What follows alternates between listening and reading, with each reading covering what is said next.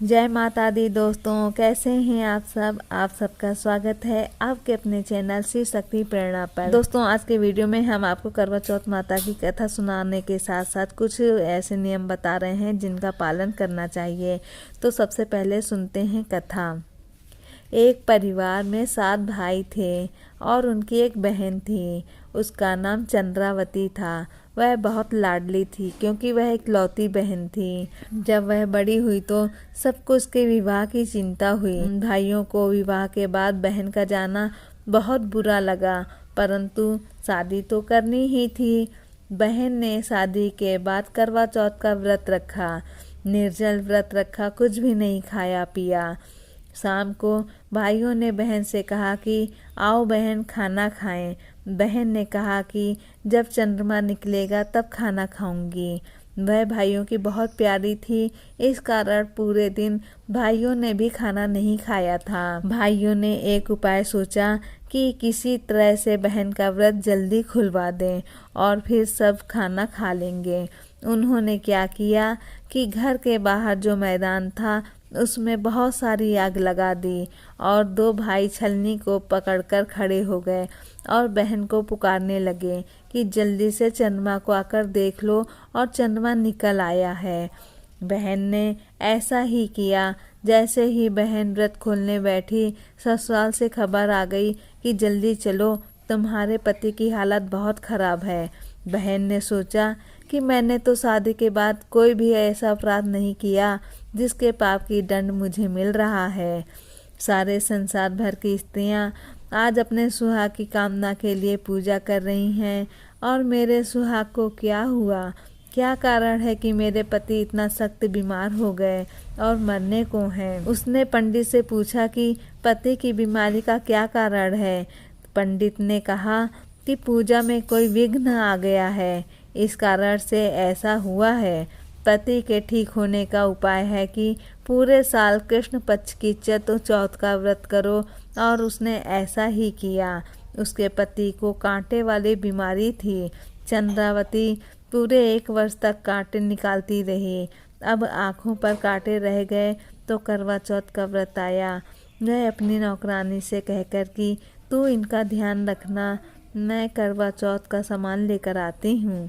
नौकरानी के मन में लालच आ गया। उसने आँखों के कांटे निकाल दिए। चंद्रावती के पति ने नौकरानी से पूछा कि उसकी पत्नी कहाँ है। नौकरानी ने कहा कि कहीं घूमने फिरने गई होगी।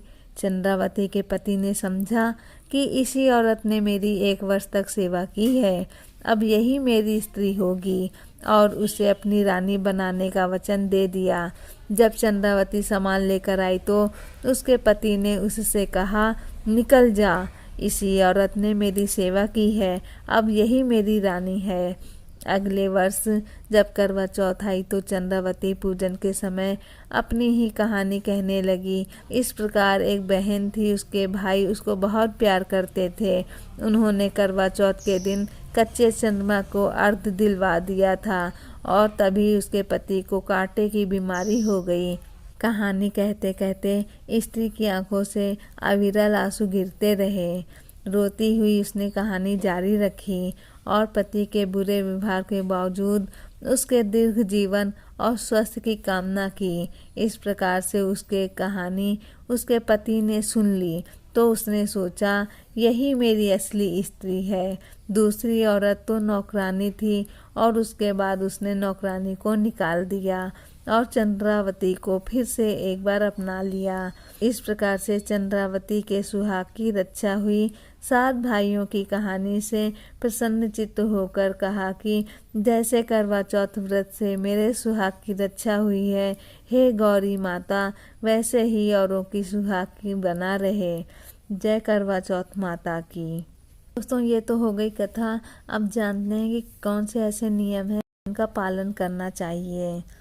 तो दोस्तों, करवा चौथ वाले दिन देर तक नहीं सोना चाहिए, क्योंकि व्रत की शुरुआत सूर्योदय के साथ ही हो जाती है। तो जो व्रती है उसको सूर्योदय के समय ही उठ करके व्रत का संकल्प ले लेना चाहिए। सर्दी के अलावा कुछ नहीं खाना चाहिए। दोस्तों, सास के द्वारा सर्गी करवा चौथ में शुभ मानी गई है। व्रत शुरू होने से पहले सास अपनी बहू को कुछ मिठाइयाँ, कपड़े और श्रृंगार का सामान देती हैं। सर्गी भोजन करें और भगवान की पूजा करके निर्जला व्रत का संकल्प लें। भूरे, काले व सफ़ेद रंग के कपड़े ना पहने। तो पूजा पाठ में भूरे व काले रंग को शुभ नहीं माना जाता, तो हो सके इस दिन लाल रंग के कपड़े पहने, जो कि प्यार का प्रतीक है। पूजा से ध्यान ना भटकाएं। दोस्तों, कुछ महिलाएं इस दिन समय व्यतीत करने को टीवी देखती हैं या गपशप करती हैं, तो ऐसा नहीं करना चाहिए। पूरे दिन भगवान का सुमिरन करते रहें और भजन कीर्तन सुनें। यदि महिला को पहले करवा चौथ में फलाहार खिला दिया है या जल ग्रहण करवा दिया है, तो महिला अन्य करवा चौथ व्रत निराहार या निर्जल रह सकती है या सर्गी ले सकती है।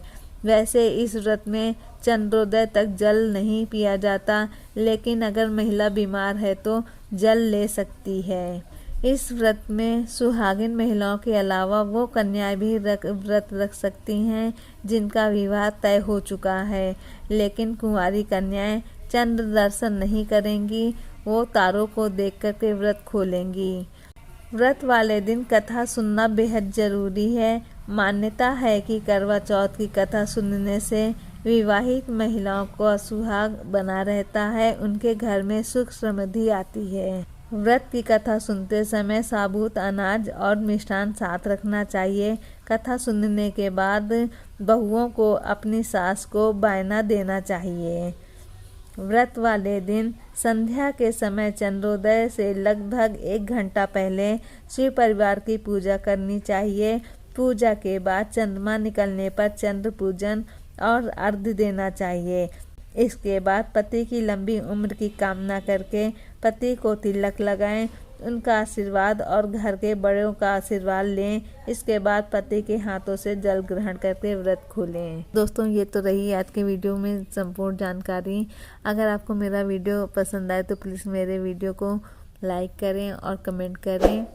अगर आप मेरे चैनल पर नए हैं तो प्लीज़ मेरे चैनल को सब्सक्राइब करना ना भूलें। अब मिलते हैं अपने नए वीडियो में, तब तक के लिए जय माता दी।